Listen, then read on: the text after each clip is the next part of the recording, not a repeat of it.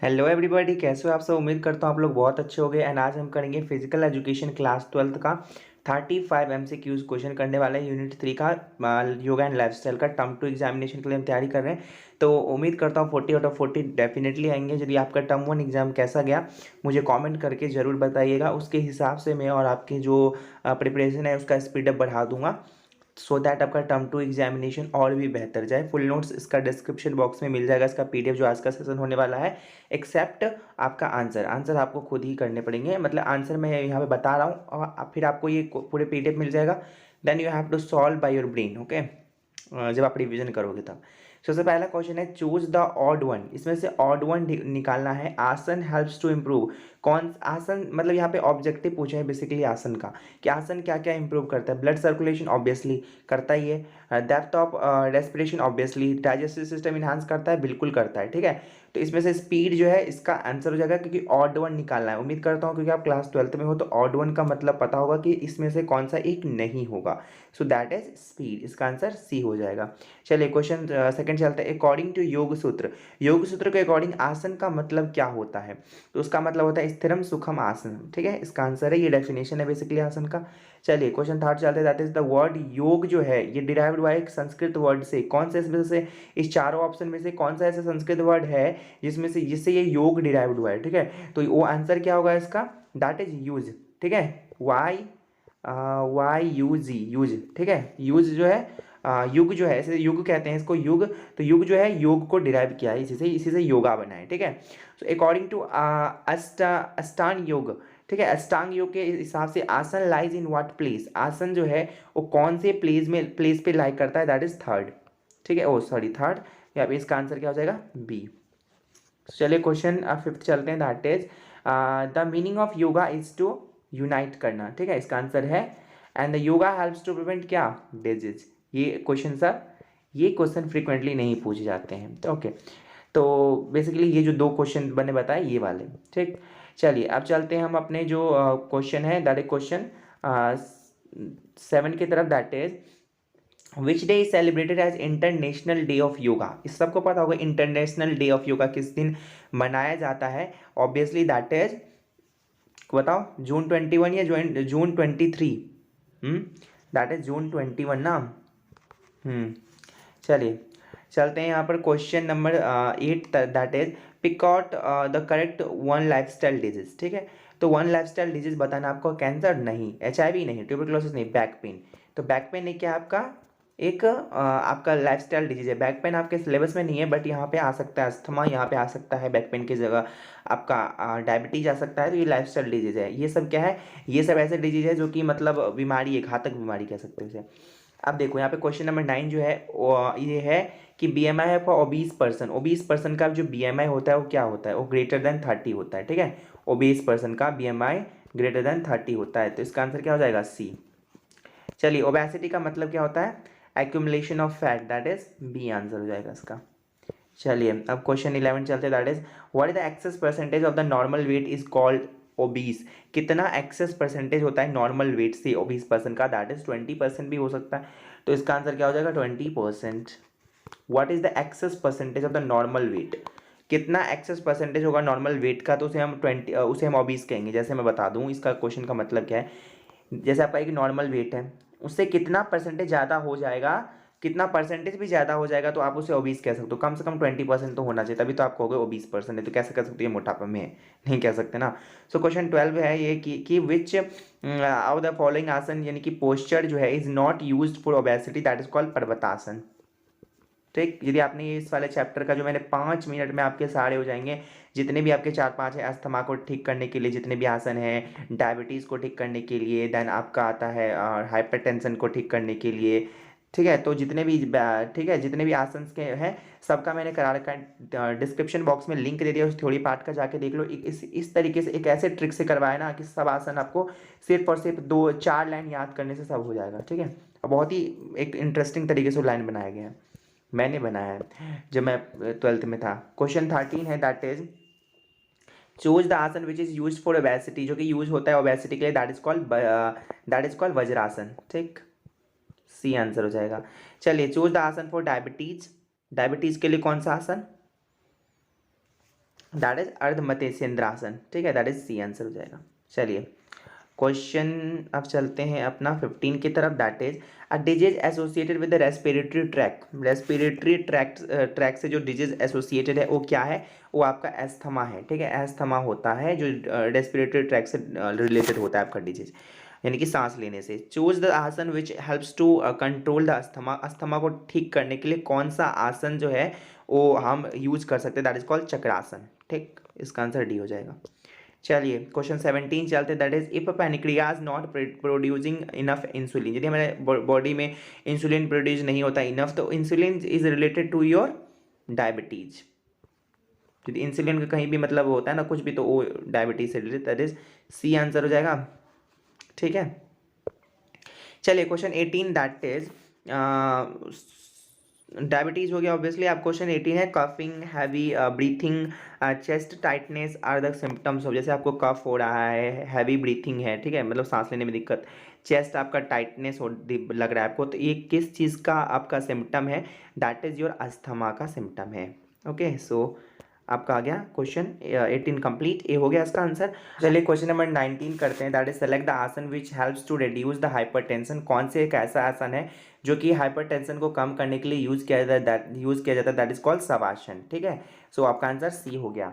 अब आता है आपका question number 20, that is which asana is not practised in hypertension. कौन सा एक ऐसा आसन है जो कि हम हाइपरटेंशन में प्रैक्टिस नहीं करते हैं, दैट इज कॉल्ड वक्रासन, ठीक है। इसे वक्रासन हो सकता है मिस्टेक भी, ऐसे मिस्टेक नहीं होगा, यदि मिस्टेक होगा तो मुझे कमेंट करके बताना, ठीक है। आई गिव यू, मैं सभी रिप्लाई देता हूँ, तो I give you the reply off every comment, क्योंकि मुझे लगता है कुछ क्या पता मेरे लिए फीडबैक हो, तो मैं पॉजिटिव तरीके से लेता हूँ उसको।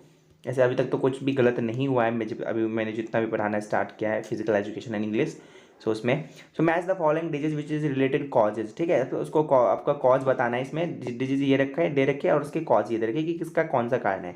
इंसुलिन मैंने क्या बताया था, डायबिटीज़, तो इसका बी हो जाएगा।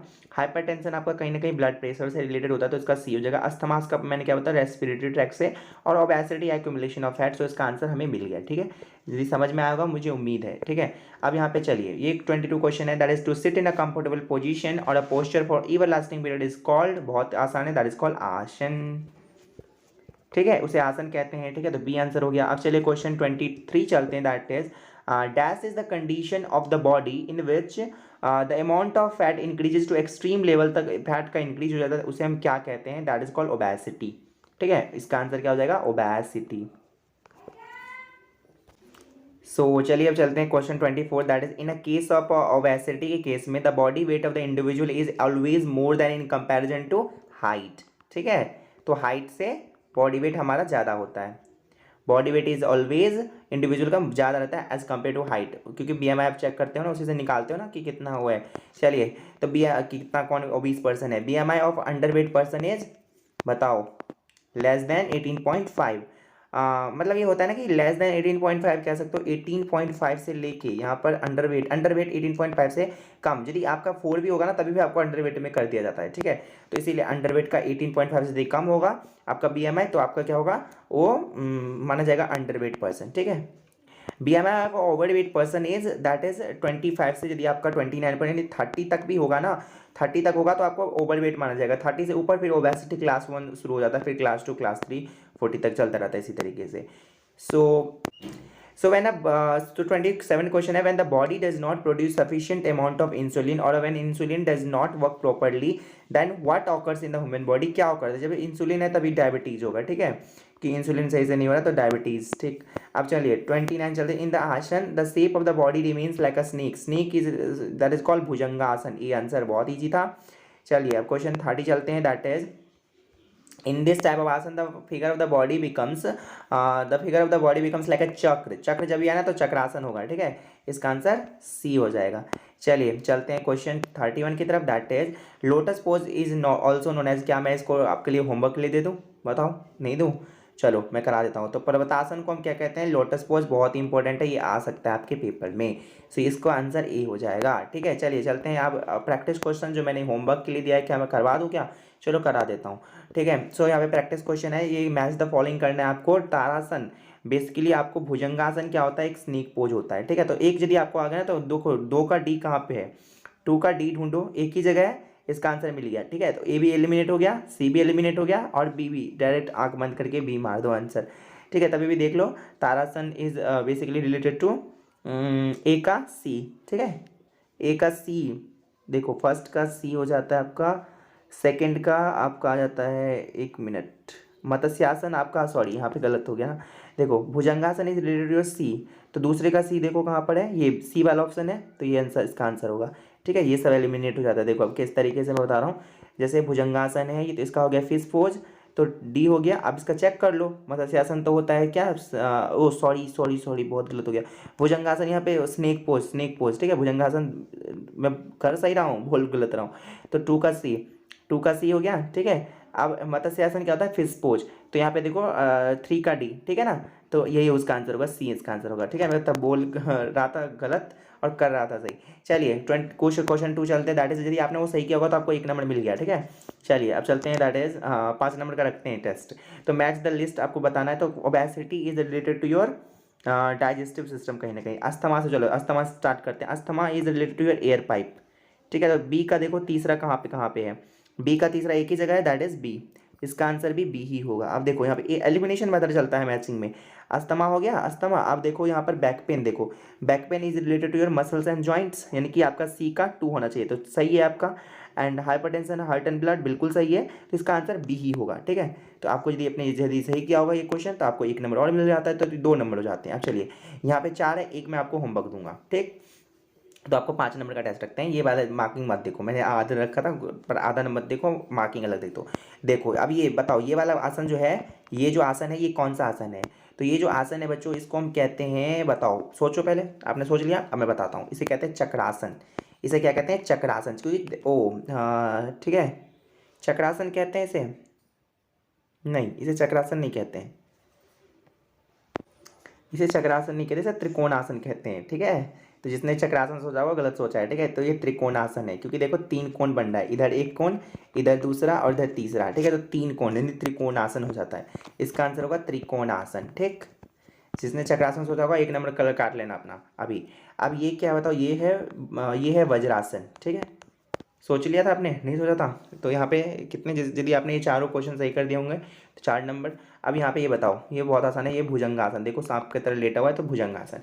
ये मैं आपको होमवर्क देता हूँ, ये आपको मुझे कमेंट करके बताना है, क्योंकि प्रैक्टिस क्वेश्चन था, तो ये आपको कमेंट करके बताना है। ये मुझे उम्मीद है ये वाला जो है बहुत सारे बच्चों को नहीं पता होगा, तो मुझे कमेंट करके बताओ, जिसको उसको पता है मैं रिप्लाई जरूर करूँगा। ठीक है, तो 5 में से मुझे ये भी बताना कितने कितने नंबर दिए हैं, अपने आप को कितने नंबर आए हैं आपको, 5 में से 5 वाले बच्चों को एक्सीलेंट। ठीक है, यदि आप लिखना, कितने कॉमेंट में लिखना कितने नंबर लाए हो 5 में से, देन आपको मैं रिप्लाई दूंगा।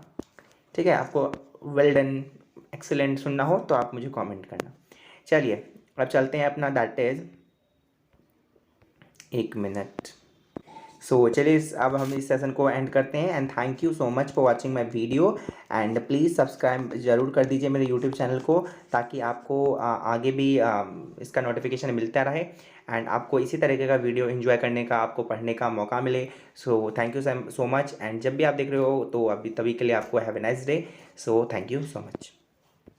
और नोट्स को पीडीएफ डिस्क्रिप्शन बॉक्स में दे दिया है, उसको एक्सेस करना मत भूल जाना, उस पीडीएफ पे उस लिंक पे जाके टैप करो, you will get the notes, and you will have a revision notes in your future. ठीक है, सो आपको अच्छा लगेगा, आपको बार बार ये वीडियो देखने की जरूरत भी नहीं पड़ेगा। ठीक है, टाइम वेस्ट नहीं होगा। So thank you so much.